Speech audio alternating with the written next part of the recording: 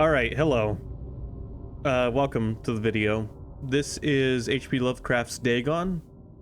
It's like a interactive fiction game, based on a Lovecraft story. It's basically an audiobook, but with like 3D environments that you can click around. Oh, I didn't have to tell you all that because the game was going to tell you.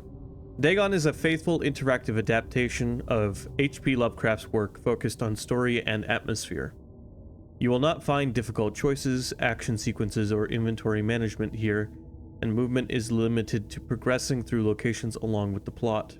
I am writing this under an appreciable mental strain, since by tonight I shall be no more.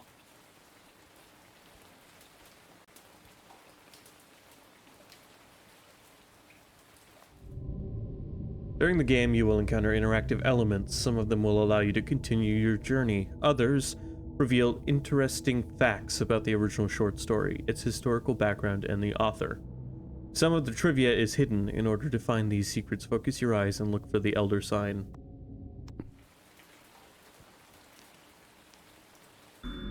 Gotcha. As to letters, my case is peculiar. I write such things exactly as easily and as rapidly as I would utter the same topics in conversation. Indeed, epistolary expression is with me largely replacing conversation. As my condition of nervous prostration becomes more and more acute, I cannot bear to talk much now, and am becoming as silent as the spectator himself. My loquacity extends itself on paper. H.P. Lovecraft to Reinhard Kleiner, December 23rd, 1917. There's gotta be lots of Old English in this. I'm gonna be horrible at reading it. I'm sorry. Anyway, I'm doing this as like a little Halloween special, so I hope you're having a fun Halloween.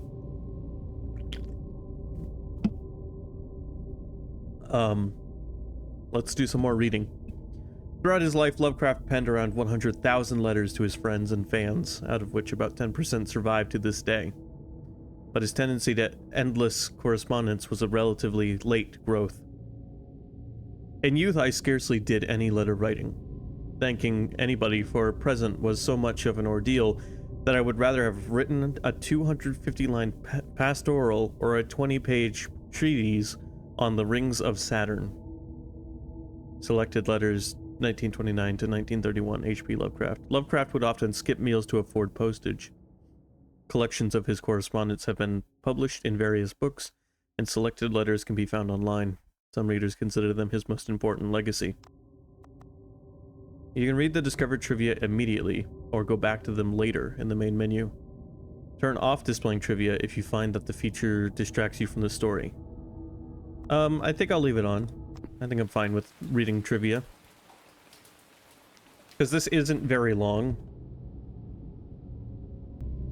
So yeah, get yourself like a hot cocoa, cup of coffee or something. Snuggle up under a warm blanket, and let's enjoy this story together, shall we? Penniless, and at the end of my supply of the drug which alone makes life endurable, I can bear the torture no longer, and shall cast myself from this garret window into the squalid street below. Do not think from my slavery to morphine that I am a weakling or a degenerate.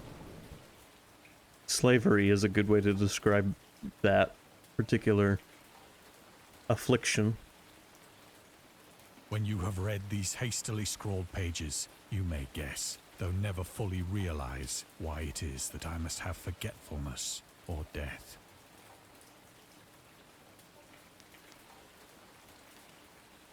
Okay.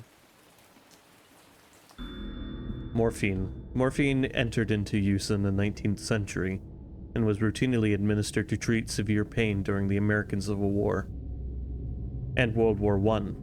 It was also sold without restrictions until 1914.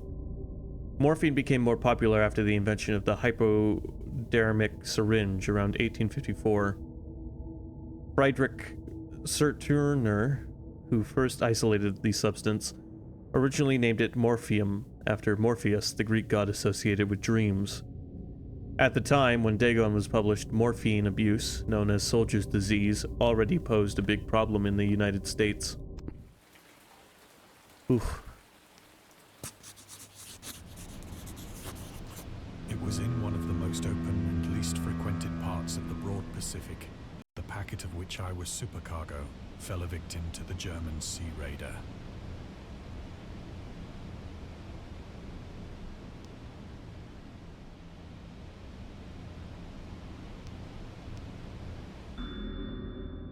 Dagon was written around a month after the United States entered World War I. Lovecraft was actively interested in its course. He composed many poems in which he gave encouragement to soldiers and commented on the events unfolding in Europe. He tried to enlist in the army, which he mentions in one of the letters to Reinhard Kleiner.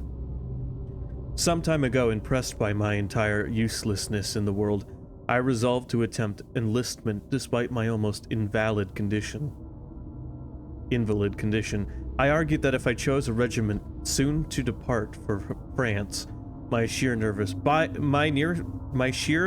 force, which is not inconsiderable, might sustain me till a bullet or piece of shrapnel could more conclusively and effectively dispose of me. Letters to Reinhard Kleiner, H.P. Lovecraft. That is fucking crazy. But even though he passed the physical exam, his mother prevented him from going to the war. She has threatened to go to any lengths, legal or otherwise, if I do not reveal all the ills which unfit me for the army. I am Providence, the life and times of H.P. Lovecraft.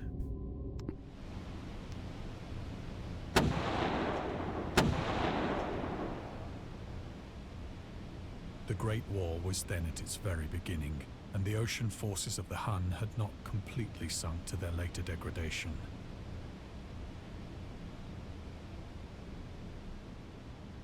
I didn't, I didn't expect World War I to pop up again, but here it is.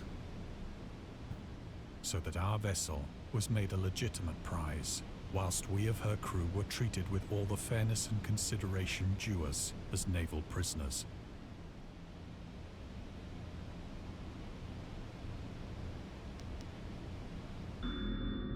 The Huns were Central Asian nomads who established a dominion in Europe and invaded the Roman Empire in the 5th century AD. They were known as brutal, deadly warriors and masters of quick raids, who also developed powerful composite bows, lassos, and early siege weapons. During World War I, the British used the word Hun as a synonym for Germans in order to emphasize their brutality. However, the term originated when the German Emperor Wilhelm II gave a speech to his troops on 27th of July 1900, before they embarked to China. Should you encounter the enemy, he will be defeated. No quarter will be given. Prisoners will not be taken. Whoever falls into your hands is forfeited, just as 1,000 years ago the Huns, under their king Attila, made a name for themselves, one that even today makes them seem mighty in history and legend. May the name German be affirmed by you in such a way in China that no Chinese will ever again dare to look cross-eyed at a German. The refusal to take prisoners was a clear breach of the laws and customs of war adopted during the First Hague Convention of 1899.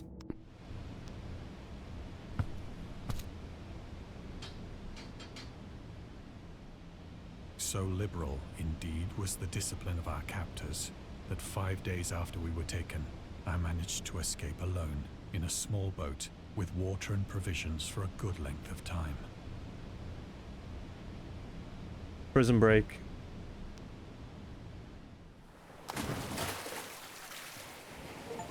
When I finally found myself adrift and free, I had but little idea Oh, of my God. surroundings. Never a competent navigator, I could only guess vaguely by the sun and stars that I was somewhat south of the equator. Of the longitude, I knew nothing, and no island or coastline was in sight.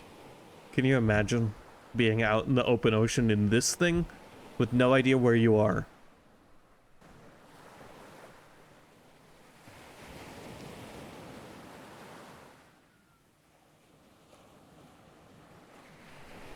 This has VR support, and I might have to check this out in VR sometime just so I can kind of feel it.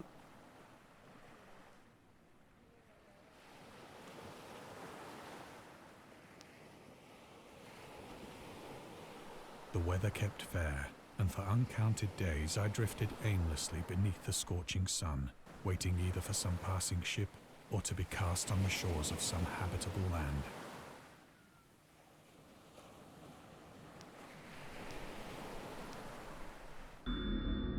The Return to Short Stories. Dagon was written in July 1917 and first published in 1919 in The Vagrant, an amateur magazine focused on the supernatural. The story is the first of his stories that introduced an element from the Cthulhu mythos. Dagon itself, a pagan cult worshipping Dagon, later appears in The Shadow over Innsmouth, one of Lovecraft's most popular works. 1917 is also when he wrote The Tomb, a story about Jervis Dudley, a daydreamer who discovers a mysterious mausoleum in the woods by his house and becomes obsessed with it. These two works marked Lovecraft's return to short story writing after he burned most of his attempts at the genre 9 years prior and decided to concentrate on poetry. Lovecraft stated that it was his friend William Paul Cook, a literary publisher and critic, who convinced him to start writing weird fiction again. But neither ship nor land appeared, and I began to despair in my solitude upon the heaving vastness of unbroken blue.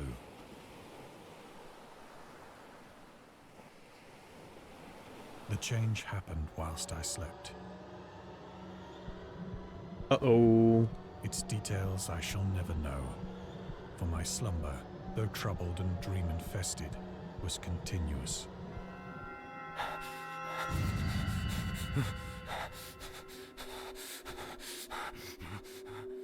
Nice. Where'd the water go?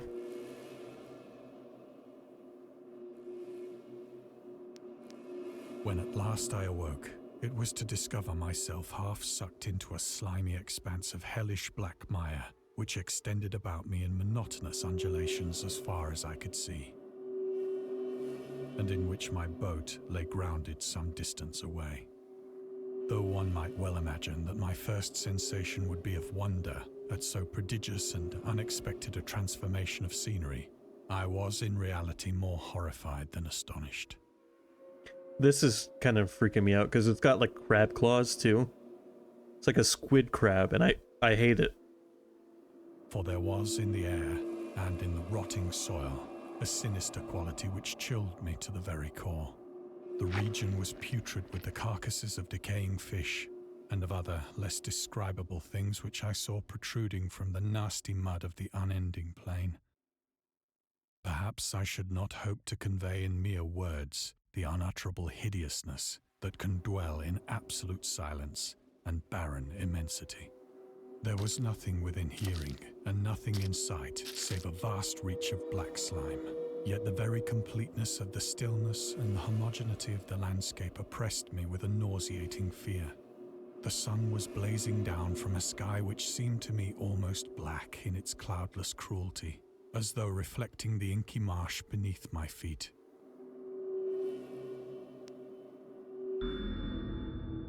The origins of Dagon. Dagon seems to be inspired by Fishhead, a short novel by Irvin S. Cobb about unnatural affinities between a hybrid idiot and the strange fish of an isolated lake. Supernatural horror in literature, H.P. Lovecraft. And Lovecraft's dream about a strange island emerging from the ocean and him crawling in the ooze that covered its surface. I dreamed that whole hideous crawl and can yet feel the ooze sucking me down. Lovecraft's interest in the topic stemmed from his aversion to fish and sea smells, in his own words. I have hated fish and feared the sea and everything connected with it since I was 2 years old, but I cannot recall what earlier experience gave me such a profound and lasting aversion to the sea and seafood.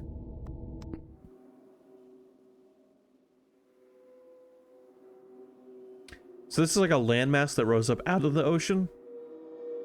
If it's based on his dream anyway.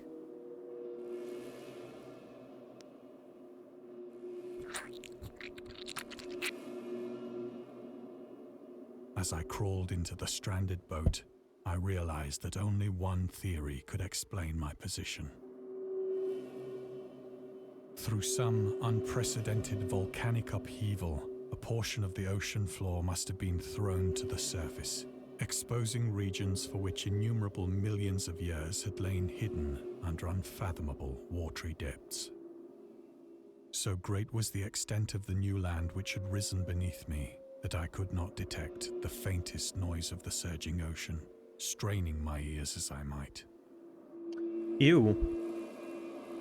Nor were there any seafowl to prey upon the dead things. No seagulls.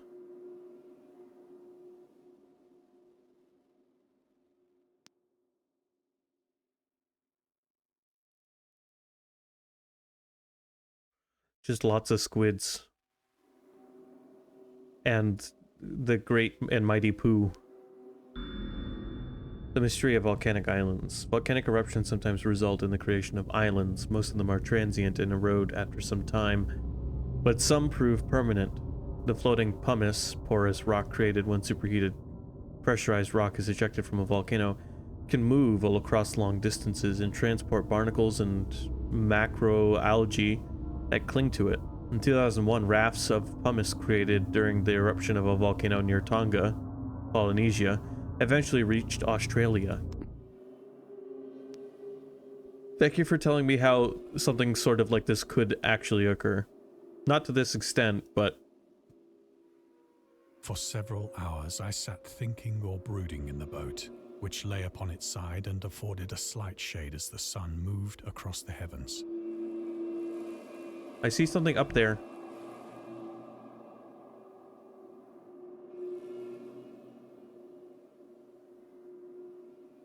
As the day progressed, the ground lost some of its stickiness and seemed likely to dry sufficiently for traveling purposes in a short time.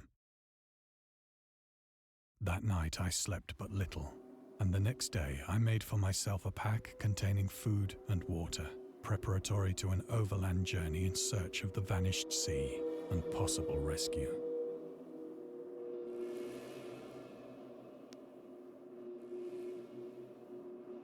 I'm looking for secrets. I don't see any.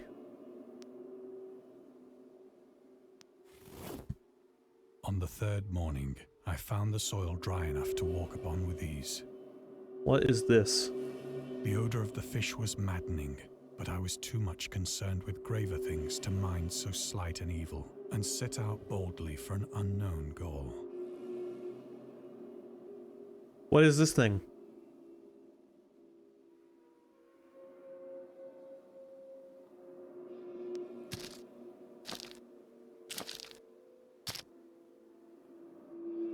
All day I forged steadily westward, guided by a faraway hummock which rose higher than any other elevation on the rolling desert.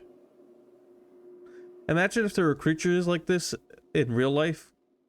God, I would actually have to stay out of the ocean.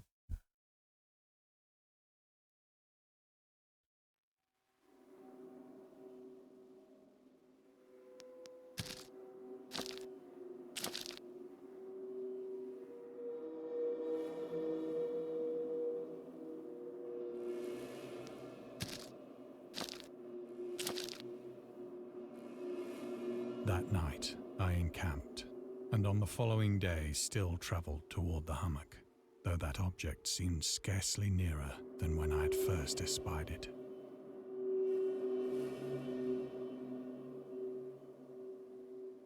What are these things, then? The horrors of the ocean. The creator of the Cthulhu mythos and the fictional underwater city of R'lyeh,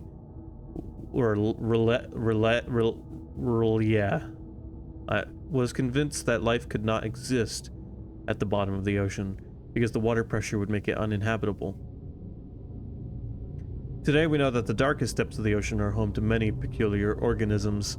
The deepest dwelling fish we have discovered so far, the Mariana snailfish, can live about 8,000 meters, more than 26,000 feet below the ocean's surface, in never-ending darkness and at hellishly crushing pressures, hundreds of times stronger than those found at sea level.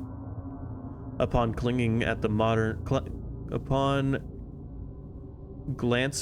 modern photos of deep-sea creatures, such as the anglerfish, the fangtooth, or the viperfish, and their truly Lovecraftian characteristics. It's hard not to find some irony in this. Yeah, for real. It's like the shit he was scared of in the ocean. It turns out there was shit in the ocean that he could have, should have been scared of. I attained the base of the mound, which turned out to be much higher than it had appeared from a distance. An intervening valley setting it out in sharper relief from the general surface. Too weary to ascend, I slept in the shadow of the hill. I know not why my dreams were so wild that night, but ere the waning and fantastically gibbous moon had risen far above the eastern plain, I was awake in a cold perspiration, determined to sleep no more. Such visions as I had experienced were too much for me to endure again, and in the glow of the moon I saw how unwise I had been to travel by day. Without the glare of the parching sun, my journey would have cost me less energy. Indeed, I now felt quite able to perform the ascent which had deterred me at sunset. Picking up my pack, I started for the crest of the eminence. Yay.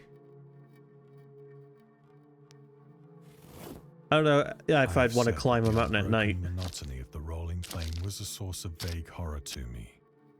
But I think my horror was greater when I gained the summit of the mound and looked down the other side into an immeasurable pit or canyon, whose black recesses the moon had not yet soared high enough to illumine. I felt myself on the edge of the world, peering over the rim into a fathomless chaos of eternal night. Through my terror ran curious reminiscences of Paradise Lost and of Satan's hideous climb through the unfashioned realms of darkness.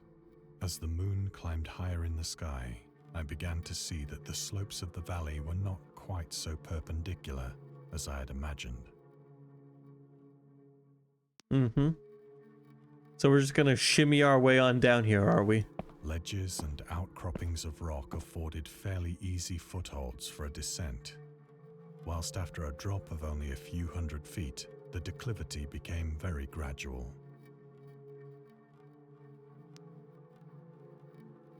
Declivity. Why did we stop talking like this? What happened to our vocabulary? Urged on by an impulse which I cannot definitely analyze, I scrambled with difficulty down the rocks and stood on the gentler slope beneath, gazing into the Stygian deeps, where no light had yet penetrated. All at once, my attention was captured by a vast and singular object on the opposite slope, which rose steeply about 100 yards ahead of me. An object that gleamed whitely in the newly bestowed rays of the ascending moon.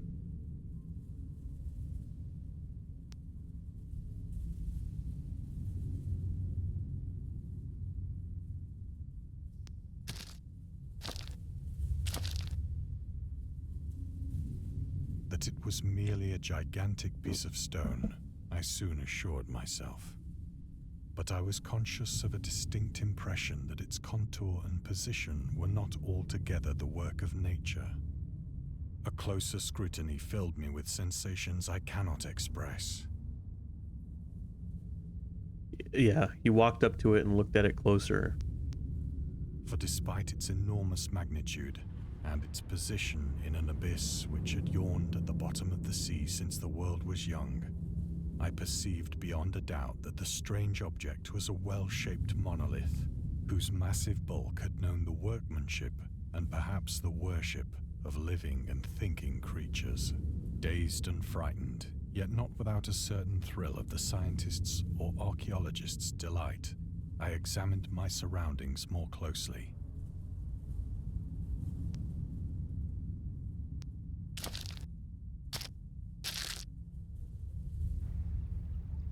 The moon, now near the zenith, shone weirdly and vividly above the towering steeps that hemmed in the chasm, and revealed the fact that a far-flung body of water flowed at the bottom, winding out of sight in both directions and almost lapping my feet as I stood on the slope. Across the chasm, the wavelets washed the base of the Cyclopean monolith, on whose surface I could now trace both inscriptions and crude sculptures. What would you do if you were here in this situation? Like, what even could you do, though? Like, other than, like, die, I guess. The writing was in a system of hieroglyphics unknown to me, and unlike anything I'd ever seen in books, consisting for the most part of conventionalized aquatic symbols such as fishes, eels, octopi, crustaceans, mollusks, whales, and the like. Several characters obviously represented marine things which are unknown to the modern world, but whose decomposing forms I had observed on the ocean-risen plain. It was the pictorial carving, however, that did most to hold me spellbound. That looks familiar right there.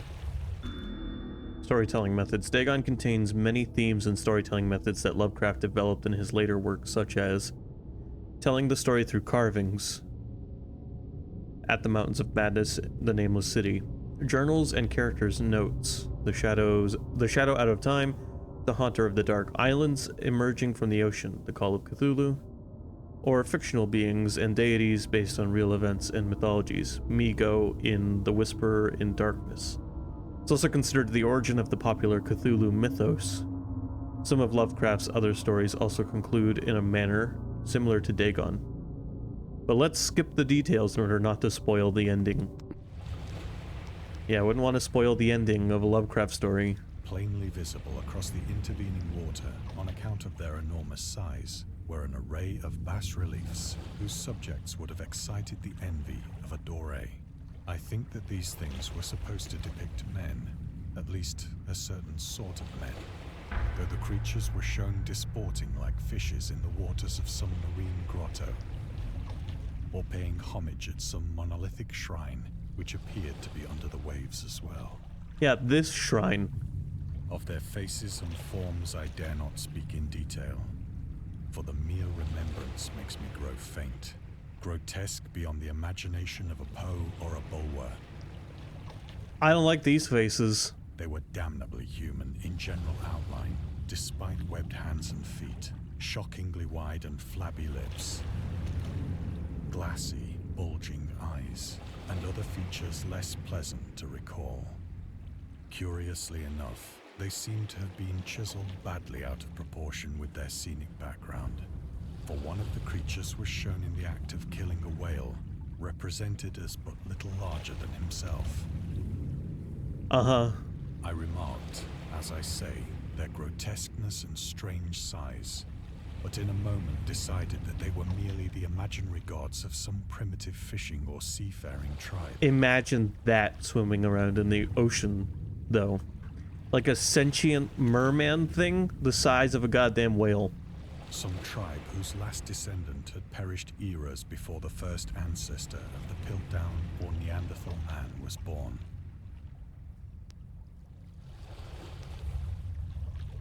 Awestruck at this unexpected glimpse into a past beyond the conception of the most daring anthropologist, I stood musing whilst the moon cast queer reflections on the silent channel before me. Then, suddenly, I saw it. With only a slight churning to mark its rise to the surface, the thing slid into view above the dark waters. Ruh-roh, Raggy. Polyphemus and loathsome, it darted like a stupendous monster of nightmares to the monolith, about which it flung its gigantic scaly arms, the while it bowed its hideous head and gave vent to certain measured sounds.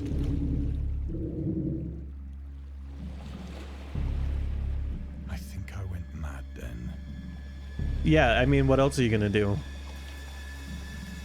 Of my frantic ascent of the slope and cliff, and of my delirious journey back to the stranded boat, I remember little.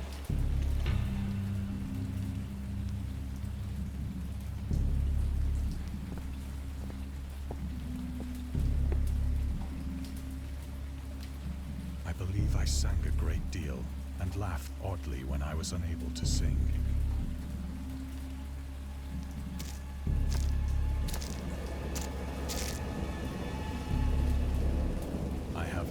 distinct recollections of a great storm sometime after I reached the boat.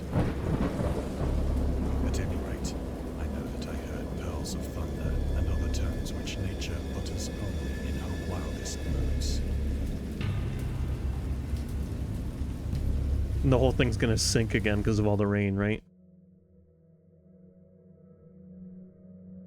When I came out of the shadows, I was in a San Francisco hospital. Not where I was expecting to be. Brought thither by the captain of the American ship which had picked up my boat in mid-ocean. In my delirium, I had said much, but found that my words had been given scant attention. Of any land upheaval in the Pacific, my rescuers knew nothing. Nor did I deem it necessary to insist upon a thing which I knew they could not believe.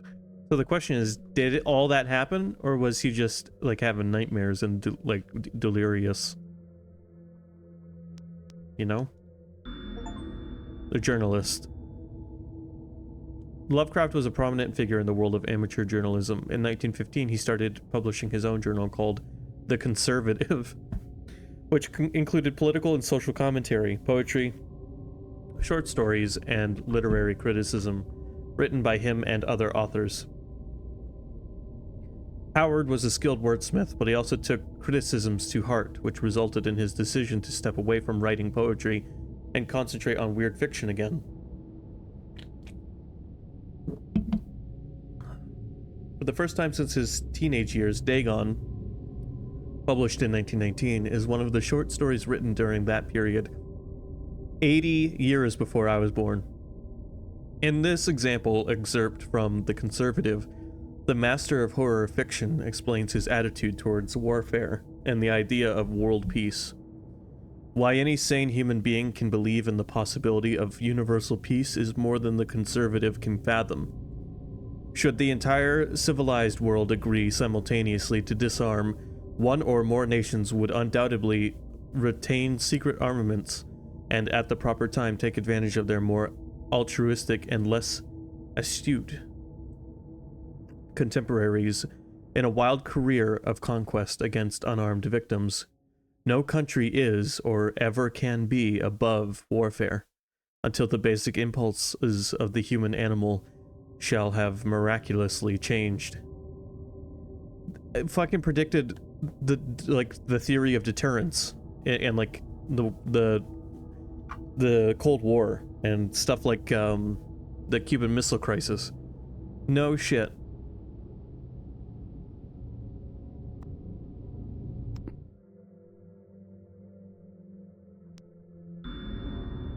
In defense of Dagon, in 1921 Lovecraft released a series of 3 essays, The Defense Reopens, The Defense Remains Open, and Final Words, later published as a collection titled In Defense of Dagon, in which he rebuked a series of criticisms directed at his works. Some notable quotes: "I paint what I dream, and will let the public settle the rest amongst themselves. Mr. Monday asks the raison d'etre of Dagon. I will give it, purely and simply to reproduce a mood. Its object is the simplest in all art: portrayal. The physical horrors of war, no matter how extreme and unprecedented, hardly have a bearing on the entirely different realm of supernatural terror. Ghosts are still ghosts. The mind can get more thrills from unrealities than from realities." In the essays, Lovecraft touches upon the topics of atheism, materialism, the quest for truth, and the love of science.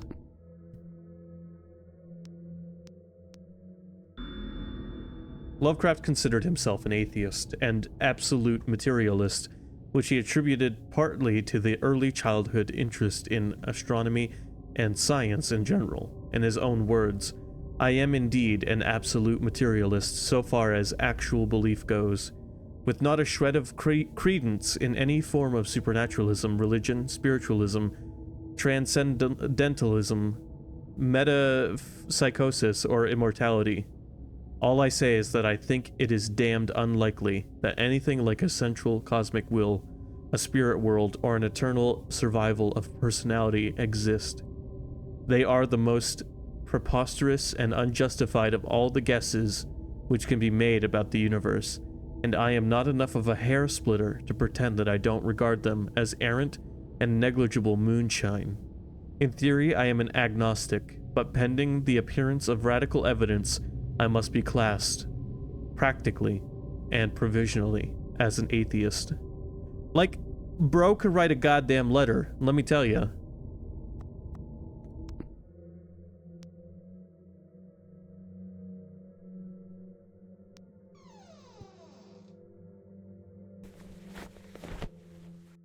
Once I sought out a celebrated ethnologist and amused him with peculiar questions regarding the ancient Philistine legend of Dagon, the fish god.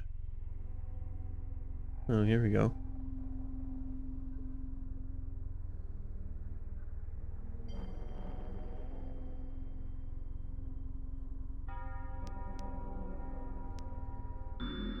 Dagon. Dagon was the main entity of the Philistines, worshipped throughout the Middle East as the ancient god of fertility and crops. In Hebrew, the word Dagon was a common noun for grain. The rulers of Akkad, Mesopotamia, chose him as the patron saint of their war conquests. He also appeared as the judge of the dead in an Assyrian poem, and an underworld prison warden in one of the Babylonian texts. He is often mistakenly taken for a fish god due to the wrong interpretation of his name, as in Hebrew the word dag means fish. In H.P. Lovecraft's works, Dagon is an underwater deity ruling over the deep ones, a humanoid race with fish traits that resides in the oceans. He is worshipped by a secret cult called the Esoteric Order of Dagon. Huh. Historically believed deity altered for perceiving that he was fiction. hopelessly conventional, I did not press my inquiries. Necronomicon.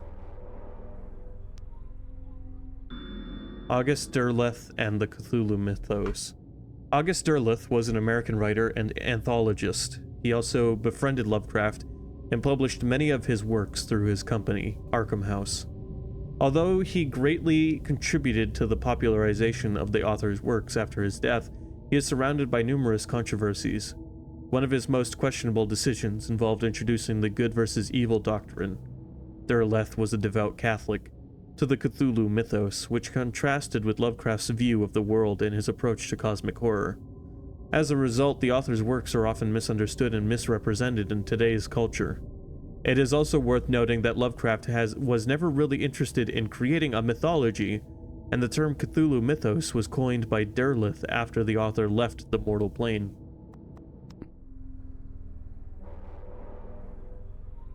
So he kind of reprimanded Lovecraft's works after he died and changed how they were viewed. That sucks. But at the same time, he helped make him popular, as popular as he is. I mean, maybe he would have become popular anyway as time went on. We'll never know, but at this point, it's all history, right? The scientist. These days, the word scientist is a widely accepted term, but at the time Dagon was published, it was subject to a wide debate. After the author used it in the story, critics pointed out that man of science was a more appropriate term to employ. He admitted, in defense of Dagon, that if Dagon were to be reprinted, he would indeed use the phrase they suggested. Scientist was coined as an analog to artist, to be used when referring to those studying different branches of science.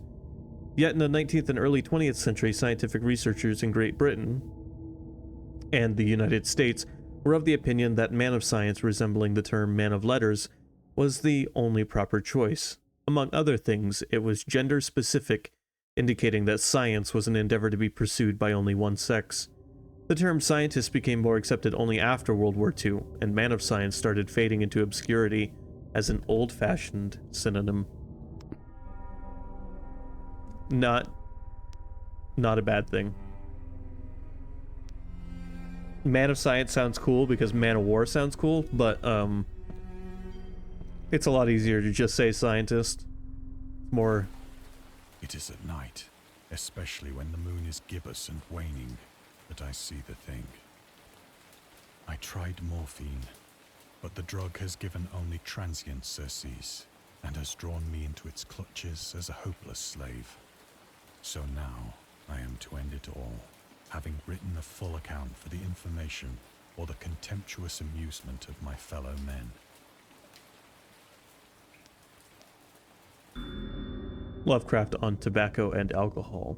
Lovecraft hated tobacco, even though he used to smoke when he was 12 in order to look and feel like an adult. In his correspondence with friend Reinhard Kleiner, he claims that he quit as soon as he started wearing long pants. He also had a very strong opinion about alcohol, as evidenced by his letter to Zelia Brown. As for the matter of drinking, I have never tasted intoxicating liquor and never intend to, having a strong aesthetic disgust at anything which blunts or coarsens the delicate natural equipoise of the evolved human intellect and imagination.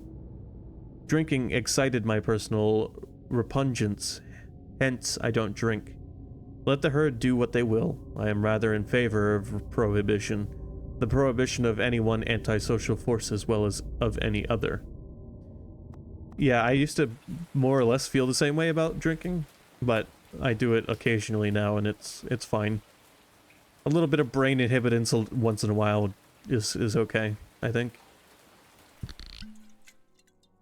Often, I ask myself if it could not all have been a pure phantasm, a mere freak of fever as I lay sun-stricken and raving in the open boat after my escape from the German man-of-war. This I ask myself, but ever does there come before me a hideously vivid vision in reply. I cannot think of the deep sea without shuddering at the nameless things that may at this very moment be crawling and floundering on its slimy bed, worshipping their ancient stone idols and carving their own detestable likenesses on submarine obelisks of water-soaked granite. Fucking imagine. I dream of a day when they may rise above the billows to drag down into their reeking talons the remnants of puny, war-exhausted mankind. Of a day when the land shall sink and the dark ocean shall ascend amidst universal pandemonium. Uh-huh.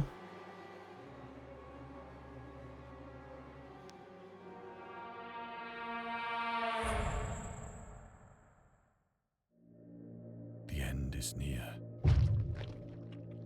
I hear a noise at the door, as of some immense slippery body lumbering against it.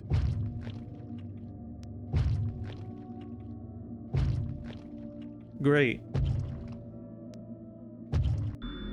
Elder sign. At another house where people were stirring, he asked questions about the gods and whether they danced often upon Lyrian. But the farmer and his wife would only make the elder sign and tell him the way to Nir and Ulthar.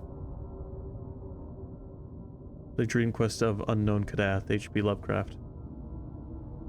Elder sign is a protective symbol that can be found in various works of pop culture, usually represented by a 5-pointed star with an eye flame symbol in its center.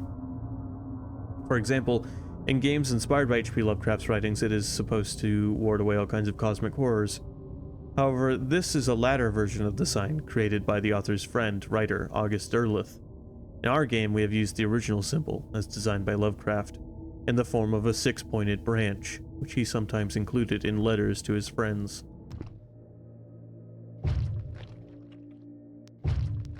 It shall not find me.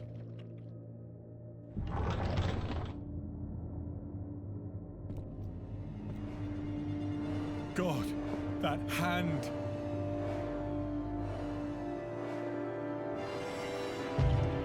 The window! The window!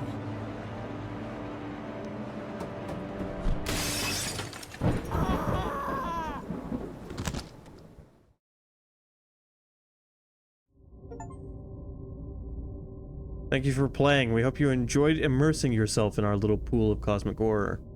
We would appreciate it if you took a moment to rate Dagon and check out our other games and DLCs. I actually wouldn't mind checking out these DLCs, so this game was free, but they have some cheap paid DLCs that are other Lovecraft stories done in the same way.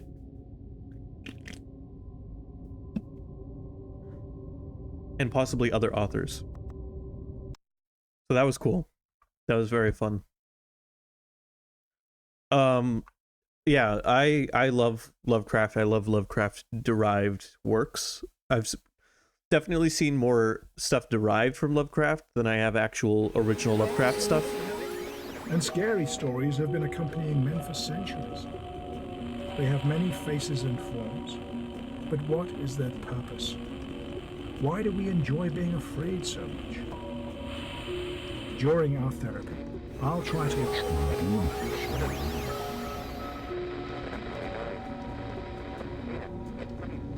Huh. An ad for one of their other games. I'm not going to check it out just yet. I missed 3. That's not bad. But yeah, it's... Oh, what was I saying? Oh yeah. I've definitely seen more work inspired by Lovecraft than I have Lovecraft original works. But I've always enjoyed the atmosphere and just the general mood that his stories create. Anyway, thanks for watching. I hope you enjoyed. I hope you're having a great Halloween. And I will see you all next time.